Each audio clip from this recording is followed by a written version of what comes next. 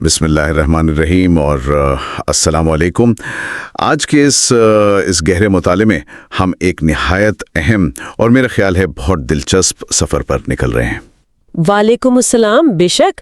और मुझे लगता है ये सफ़र सच में दिलों को छू लेने वाला साबित होगा। बिल्कुल। देखिए, हमारे पास आसान तर्जुमा कुरान और आसान बयानुल कुरान जैसे निहायत मुस्तनद हवाले मौजूद हैं और हमारा आज का मकसद सिर्फ मालूमात जमा करना नहीं है। सही कहा। बल्कि इन किताबों के सफ़हात से वो रूहानी बसीरत और सुनहरी असबाक निकालना है जो हमारी ज़िंदगियों को हकीकी मानों में बदल सकते हैं। हाँ, और यहाँ शुरू में ही एक छोटी सी वजाहत भी करता चलूं, चूँकि हमें फराहम किए गए मवाद में ख़ास तीसरे पारे यानी तिलकर रसूल की बजाय इन तफासिर के मुकद्दमात और चंद अहम तरीन आयात का जिक्र किया गया है। तो इसलिए हम आज इन्हीं फराहम करदा सुनहरी असबाक पर अपना मुकम्मल मरकज़ रखेंगे ताकि कुरान फहमी का जो असल मकसद है ना, वो पूरा हो सके। ये बहुत ज़रूरी तसलसल है। आज की इस नशिस्त में हम बहुत ठहराव और संजीदगी के साथ इन अज़मतों पर रोशनी डालेंगे। जब हम इन हवालों पर गौर करते हैं तो पता चलता है कि वही की ज़रूरत असल में क्या है और इंसानी इल्म की फजीलत कहाँ छुपी है। बिल्कुल। और ये भी कि अल्लाह ताला के बनाए हुए कवानीन कितने फितरी और आसान हैं। ये बातें बज़ाहिर आम मालूम होती हैं, लेकिन इनकी गहराई में उतरा जाए तो ये इंसानी सोच के बहुत बड़े दरवाजे खोलती हैं। सही बात है। तो चलिए इसको थोड़ा खोल कर समझते हैं। इस सफ़र का आगाज़ उस बुनियादी सवाल से होता है जो शायद हर दौर के इंसान के जहन में उभरता है, यानी मालूमात हासिल करने के जरिए और वही की ज़रूरत हैं। तो वहाँ एक निहायत ही मंतकी वजाहत मिलती है। इंसान को मालूमात हासिल करने के 3 बुनियादी जरिए दिए गए हैं। हवास, अकल और वही। हाँ, हवास यानी देखना, सुनना और छूना, फिर उसके बाद अकल और फिर आखिर में वही। मैं सोच रहा था ये 3 दर्जे अमल में किस तरह आते हैं। देखिए, अगर हम मुशाहिदे पर ध्यान देना तो हिकमत वाकई हैरत अंगेज है। इंसान की मालूमात का सबसे पहला सरचश्मा उसके हवास हैं। जो चीज़ हम अपनी आंखों से देखते हैं या कानों से सुनते हैं वो पहला दर्जा है। लेकिन हवास की तो एक हुदूद मुकर्रर है। बेशक। और जहां हवास का तसल्लुत खत्म होता है, ठीक वहां से अकल का सफर शुरू होता है। इसे एक आम सी मिसाल से समझते हैं। जरूर। फर्ज करें आंखों ने दूर कहीं धुआं उठता देखा। ये हवस का काम था। लेकिन उस धुएं को देखकर ये नतीजा अखज़ करना कि जहां धुआं है वहां आग भी जरूर होगी, ये अकल का काम है। अच्छा। लेकिन यहाँ एक अहम सवाल ये उभरता है कि क्या अकल हर चीज का इदराक कर सकती है? जवाब है नहीं। जहां अकल की परवाज़ थककर रुक जाती है, जहां मंतिक की हुदूद खत्म हो जाती हैं, ठीक उस मुकाम से वही की रहनुमाई शुरू होती है। यानी अक्ल हमें ये तो बता सकती है कि एक अजीम व शान जहाज कैसे बनाया जाए, उस जहाज के पुर्जे किस तरह जोड़े जाएं, लेकिन अक्ल हमें ये नहीं बता सकती कि उस जहाज को किस सिमत में लेकर जाना है। बिल्कुल दुरुस्त तज्जिया है आपका। या उस सफर की आखिरी मंजिल क्या है, खालिक की मर्जी क्या है, या मरने के बाद हमारे साथ क्या होने वाला है। ये वो बातें हैं जो अक्ल के तराजू में तोली ही नहीं जा सकती। वही और अक्ल का यही बुनियादी फर्क और ताल्लुक है। इस तख्लीकी तरतीब का मकसद ही इंसान को उसकी अक्ली महदूदियत का एहसास दिलाना है। हर चीज को सिर्फ अपनी अक्ल के पैमाने से नापना मुमकिन नहीं है, क्योंकि अक्ल की परवाज़ महदूद है। सही। वही वो नूर है जो अक्ल को रास्ता दिखाता है। इसे इस तरह देखें कि आंख देखने की सलाहियत तो मुकम्मल रखती है, लेकिन खूब अंधेरे में बगैर किसी रोशनी के वो एक कदम भी नहीं उठा सकती। सुभान अल्लाह। आंख और रोशनी की ये मिसाल वाकई हकीकत को वाज़े कर देती है। अक्ल वो आंख है और वही वो आसमानी रोशनी है। हाँ, और अगर वही की रोशनी दस्तयाब ना हो तो अक्ल तारीकी में ठोकरें खाती है और मुख्तलिफ गुमराहियों का शिकार हो जाती है। अगर हम इसको आज के जदीद दौर के साथ जोड़कर देखें तो हम एक ऐसी दुनिया में सांस ले रहे हैं जहां साइंस और मंतक पर अंधा एतमाद किया जाता है। आज का इंसान ये गुमान कर बैठा है कि उसने अपनी अक्ल और टेक्नोलॉजी के बलबूते पर कायनात के तमाम राज पा लिए हैं। लेकिन इस सब के बावजूद हर तरफ एक अजीब सा इज़्तिराब और बेसुकूनी फैली हुई है। बिल्कुल फैली हुई है। और ये सबक सुनने वालों को याद दिलाता है कि हकीकी रूहानी सुकून और कामिल रहनुमाई صرف اور صرف الہی پیغام یعنی وحی میں پوشیدہ ہے۔ اپنی محدود عقل پر غرور کرنے کے بجائے وحی کے سامنے تسلیم و رضا کا مظاہرہ کرنا چاہیے۔ یہ پہلو واقعی غور طلب ہے کہ روحانی سکون صرف وحی سے جڑا ہے، اور اگر ہم اسی علم اور عقل کی کڑی کو مزید آگے بڑھائیں تو سورہ البقرہ کی آیت 31 کی تفسیر میں ایک ایسا واقعہ سامنے آتا ہے جو انسانیت کی بنیاد کا راز کھول دیتا ہے۔ آپ حضرت آدم علیہ السلام اور فرشتوں کے عظیم واقعے کی بات کر رہی ہیں۔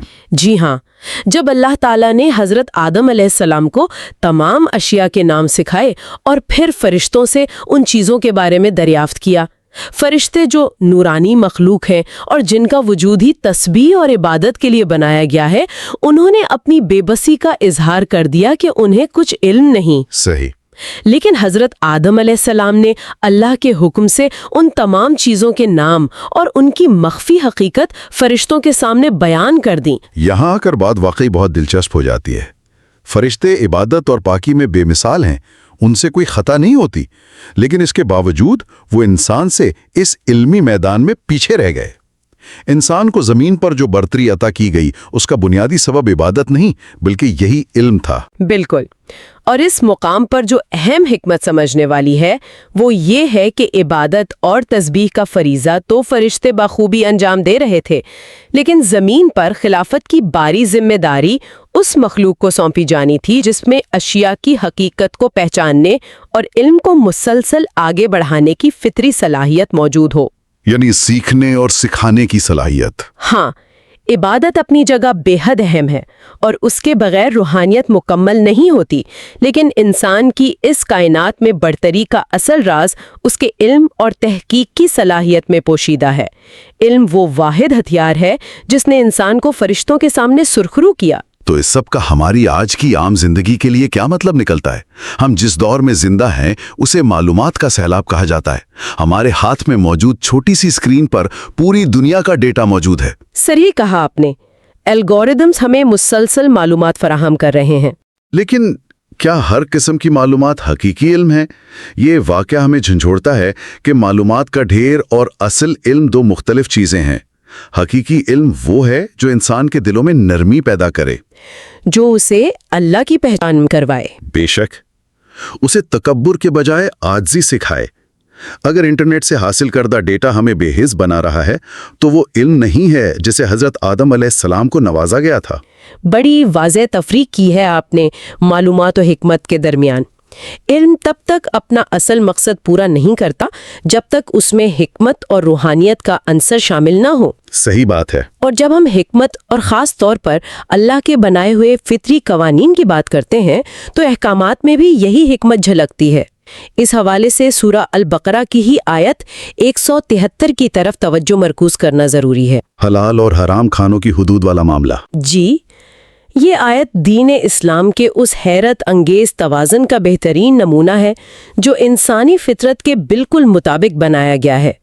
اللہ تعالیٰ نے واضح فرمایا کہ صرف مردار یعنی وہ جانور جو بغیر ذبح کیے مر جائے، خون، خنزیر کا گوشت، اور وہ جانور جو اللہ کے سوا کسی اور کے نام پر ذبح کیا جائے، انہیں انسانیت کے لیے حرام قرار دیا گیا ہے۔ اور یہاں فراہم کردہ تفسیر میں کچھ نہایت دلچسپ فقہی وضاحتیں بھی ملتی ہیں۔ مثال کے طور پر بظاہر مچھلی اور ٹڈی مرنے کے بعد مردار ہی ہوتے ہیں، لیکن انہیں شریعت نے مخصوص حکمت کے تحت حلال قرار دیا ہے۔ بالکل اسی طرح کلیجی اور تلی جو کہ بنیادی طور پر جمے ہوئے خون کی ہی مخصوص شکلیں ہیں، انہیں بھی حلال ٹھہرایا گیا ہے۔ یہ چھوٹی چھوٹی تفصیلات بتاتی ہیں کہ دین کے قوانین کتنی گہرائی اور وضاحت رکھتے ہیں۔ لیکن میرا خیال ہے کہ اس آیت کا سب سے خوبصورت اور دلوں کو متاثر کرنے والا حصہ اس کے آخر میں آتا ہے، یعنی اضطراری حالت یا انتہائی مجبوری کا ذکر۔ یہی وہ مقام ہے جہاں دین کی نرم مزاجی اور خالق کی رحمانیت کھل کر سامنے آتی ہے۔ اضطراری حالت سے مراد ایک ایسی شدید مجبوری کی کیفیت ہے جہاں انسان بھوک اور پیاس سے بے تاب ہو جائے اور اس کی جان چلے جانے کا یقینی خطرہ لاحق ہو۔ آخری وقت، بالکل. ہاں، ایسے آخری وقت میں قرآن واضح اجازت دیتا ہے کہ اگر کوئی شخص صرف اپنی جان بچانے کی خاطر ان حرام چیزوں میں سے کچھ کھا لے، لیکن شرط یہ رکھی گئی کہ وہ بغیر کسی لذت طلب کیے، یعنی صرف ضرورت پوری کرنے کے لیے کھائے اور ضرورت سے ایک لقمہ بھی زیادہ نہ کھائے، تو اس پر کوئی گناہ نہیں ہوگا. اسی آیت کے آخر میں تسلی دی گئی ہے کہ بے شک اللہ بڑی مغفرت والا، بڑی رحمت والا ہے. سبحان اللہ. تاریخ کا مطالعہ کریں تو پتہ چلتا ہے کہ مختلف تہذیبوں میں مذہبی رسم و رواج کی خاطر انسانی جان کی قربانی دینا عام بات تھی. لوگ عبادت کے نام پر خود کو بھوکا رکھتے تھے. صحیح کہہ رہے ہیں آپ. لیکن اسلام نے آ کر اس روش کو بالکل بدل دیا. اسلام کا مقصد انسان کو بیجا مشکلوں میں ڈالنا یا عذاب دینا نہیں ہے. دین کا اصل مقصد انسان کی روحانی اور جسمانی پاکیزگی اور اس کی بھلائی ہے. جان کی حفاظت کو اللہ نے اس قدر اہمیت دی ہے کہ مجبوری کی حالت میں ایک حرام شے کو بھی باقدر ضرورت حلال کر دیا گیا. اور اس سے ایک بہت بڑا عملی پیغام یہ سمجھ آتا ہے کہ دین میں شدت پسندی یعنی کسی بھی قسم کی ایکسٹریمزم کی کوئی گنجائش نہیں ہے. یہی وجہ ہے کہ حالات چاہے کتنے ہی عجیب کیوں نہ ہو، قرآن بار بار اعتدال اور توازن کا درس دیتا ہے. آج کے اس مسلسل تبدیل ہوتے ہوئے زمانے میں لوگ دین کو لے کر اکثر دو انتہاؤں پر کھڑے نظر آتے ہیں. ایک طرف وہ لوگ ہیں جو دین کو اس قدر مشکل اور سخت سمجھ لیتے ہیں کہ وہ چھوٹی چھوٹی باتوں پر فتوے لگاتے ہیں اور زندگیاں اجیرن کر دیتے ہیں. اور دوسری طرف وہ لوگ ہیں جو پابندیوں کو بالکل ہی قبول نہیں کرتے اور ہر حدود کو توڑ دیتے ہیں. بالکل. یہ آیت ہمیں ایک سچی راہ دکھاتی ہے کہ قوانین کی کامل پابندی بھی کرنی ہے، لیکن جہاں واقعی شدید مجبوری ہو وہاں اللہ کی دی گئی رخصت اور اس کی رحمت کا شکر بھی ادا کرنا ہے. دین مشکل نہیں، صرف نیتوں کا ٹھیک ہونا ضروری ہے. واقعی اللہ کی رحمت اس کے قوانین پر حاوی ہے، اور جب ہم اللہ کی اس عظیم قدرت اور اس کی مکمل صفات کا مطالعہ کرتے ہیں تو سورہ الانعام کی آیات 73 اور 74 ہماری سوئی ہوئی روح کو جھنجھوڑنے کے لیے کافی ہیں. یہاں توحید اور زندگی اور موت پر خالق کی کامل قدرت کا تذکرہ کیا گیا ہے. جی. ان آیات میں واضح طور پر بیان ہوتا ہے کہ اللہ ہی وہ ذات ہے جس نے آسمانوں اور زمین کو برحق پیدا کیا. جب وہ کسی چیز کا ارادہ کرتا ہے اور کہتا ہے کن یعنی ہو جا تو وہ وجود میں آ جاتی ہے. وہ انسان کو اس حقیر مٹی سے بناتا ہے اور پھر ہر شخص کی موت کا ایک وقت مقرر کرتا ہے. اس آیت کی گہرائی ہمیں انسانی اوقات اور اس کی حقیقت کی آخری یاد دہانی کرواتی ہے. انسان بھلے ہی آسمانوں کی بلندیوں کو چھو لے، بڑی بڑی عمارتیں تعمیر کر لے، لیکن اس کی ابتدا اس حقیر مٹی سے ہوئی ہے اور انتہا بھی یہی ہے کہ اس نے آخرکار اسی مٹی میں مل جانا ہے. اور بات صرف مٹی میں مل جانے پر ختم نہیں ہوتی، بلکہ آخری منزلوں کی طرف ایک واضح اشارہ ہے. باس یعنی مرنے کے بعد اپنے اعمال کا حساب دینے کے لیے دوبارہ اٹھایا جانا. صحیح. جس عظیم ذات نے پہلی دفعہ ان آسمانوں، زمین اور اس قدر پیچیدہ کائنات کو بغیر کسی نمونے کے پیدا کیا، کیا اس کے لیے مٹی بن جانے والے انسان کو مرنے کے بعد دوبارہ اٹھانا مشکل ہے؟ ہرگز نہیں. وہ ظاہر اور باطن دونوں کا مکمل جاننے والا ہے. یہ آیات تو ایک ٹھنڈے پانی کے چھینٹے کی طرح ہیں جو غفلت کی نیند سے بیدار کر دیتی ہیں. اس حکمت کا مقصد انتہائی واضح ہے. جب انسان اس عظیم سچائی کو پوری طرح سمجھ لیتا ہے کہ اس کی ابتدا مٹی سے ہوئی ہے اور اسے واپس اپنے رب کی طرف پلٹنا ہے، تو اس کے اندر کا تکبر و غرور ہمیشہ کے لیے پرا پرا ہو جاتا ہے. بے شک. وہ جس دولت و رتبے پر اکڑتا ہے وہ اسے فانی لگنے لگتے ہیں اور آخرت کی فکر پیدا ہوتی ہے. آج دنیا اس دھول اور دھوکے میں الجھی ہے جہاں انسان صبح سے شام تک صرف فانی مقاصد کے پیچھے بھاگتا ہے. آس رکھے. توحید کی اصل شرط یہ ہے کہ انسانی دل شرک کی ہر علائش سے پاک ہو. اور شرک صرف پتھر کے بتوں کی پوجا کرنے کا نام نہیں ہے، بلکہ اپنے نفس کی بے جا خواہشات کو خدا بنا لینا یا اسباب دنیا کو اصل طاقت اور رازق سمجھ لینا بھی شرک کی چھپی ہوئی شکلیں ہیں. اصل اور کامل طاقت صرف اور صرف اللہ کی ہے. یہ باتیں اور یہ روحانی بیداری ہی دلوں کا زنگ دور کرتی ہیں. لیکن یہاں ایک بہت دلچسپ اور اہم پہلو یہ بھی ہے کہ اس الہی پیغام کو، جو کہ عربی زبان کی انتہائی بلند فصاحت میں ہے، اسے ہم عام لوگوں تک اتنی آسان زبان میں پہنچانے کے پیچھے کتنی عظیم علمی خدمات پوشیدہ ہیں۔ واقعی اگر ہم ان کتابیوں یعنی آسان بیان القرآن اور آسان ترجمہ قرآن کے مقدمہ پر غور کریں تو ایک طویل اور تھکا دینے والا سفر نظر آتا ہے۔ ان علماء نے اپنی زندگیاں وقف کر دیں تاکہ اس جدید دور کے عام انسان کو قرآن کی سمجھ آ سکے۔ یہ سفر صرف علمی نہیں بلکہ مکمل طور پر ایک روحانی سفر تھا۔ آسان بیان القرآن کے حوالے سے جب ہم مولانا اشرف علی تھانوی اور ان کے مرشد حاجی امداد اللہ کے روحانی تعلق کا مطالعہ کرتے ہیں تو پتہ چلتا ہے کہ کس طرح کامل روحانی تربیت کے نتیجے میں قرآن کی اس عظیم خدمت کا بیج بویا گیا۔ ان اکابیر نے یہ کوشش کی کہ ترجمے کو لفظی اور نحوی پیچیدگیوں سے بچا کر اسے عام بول چال کے قریب کیا جائے، تاکہ جب ایک عام قاری اسے پڑھے تو اسے لغت کی ضرورت محسوس نہ ہو، بلکہ اللہ کا پیغام سیدھا اس کے دل کی گہرائیوں میں اتر جائے۔ دیکھا جائے تو کسی بھی آسمانی کلام کو دوسری زبان میں بیان کرنا دنیا کا مشکل ترین کام ہے۔ قرآن کی بلاغت اور اس کی موسیقیت کو کسی دوسری زبان میں مکمل طور پر منتقل کرنا شاید انسان کے بس کی بات ہی نہیں۔ لیکن اس بات کا خوف کہ ترجمے میں کہیں کوئی مقصد گم نہ ہو جائے ان علمی شخصیات کو روکنے نہ دے سکا۔ مفتی تقی عثمانی صاحب نے بھی اپنے اسلوب میں اسی وضاحت کو مد نظر رکھا۔ جہاں لفظی ترجمہ عام قاری کے لیے پیچیدہ ہو رہا تھا، وہاں انہوں نے بامحاورہ ترجمہ کیا، مگر اس احتیاط کے ساتھ کہ معنی اور قرآن کی روح کو کوئی نقصان نہ پہنچے۔ ان عظیم خدمات سے ہم سب کے لیے ایک بہت بڑا عملی پیغام جڑا ہے۔ گزشتہ دور میں علمی مباحث صرف علماء تک محدود ہوا کرتی تھیں، لیکن آج یہ علمی خزانے ہماری اپنی زبان میں ہر گھر میں دستیاب ہیں۔ آج کسی کے پاس یہ بہانہ باقی نہیں رہا کہ دین سمجھنا مشکل ہے یا زبان کی ناواقفیت آڑے آتی ہے۔ ہمیں ان میسر آسانیوں کی قدر کرنی چاہیے۔ قرآن کو صرف ثواب کے لیے پڑھنے کی بجائے اسے سمجھ کر اپنی زندگی کے عام مسائل کا حل نکالنے کے لیے پڑھنے کی سچی کوشش کرنی چاہیے۔ زندگی کا کوئی بھی معاملہ ہو، ان سب کا شفا اور حل اس الہی ہدایت میں موجود ہے۔ بے شک آج کے اس سفر پر اگر ہم نگاہ ڈالیں تو دیکھیے ہم نے کہاں سے آغاز کیا تھا۔ ہم نے دیکھا کہ کہاں حواس اور عقل کی حدود تھک کر ختم ہوتی ہیں اور کہاں سے وحی کا آسمانی نور روشن ہوتا ہے۔ پھر ہم نے حضرت آدم علیہ السلام کے تصور سے یہ جانا کہ صرف عبادت نہیں بلکہ حقیقی علم کا حصول انسانیت کی اصل برتری ہے۔ حلال اور حرام کے قوانین میں ہم نے اللہ کی شدید نرمی اور رحمت کے توازن کو محسوس کیا، جو ثابت کرتا ہے کہ دین میں شدت نہیں بلکہ آسانی ہے۔ اور پھر ہم نے توحید اور مٹی سے اٹھائے جانے کے اس عظیم تصور کو دیکھا جو انسان کو آخرت کی فکر یاد دلاتا ہے۔ صحیح۔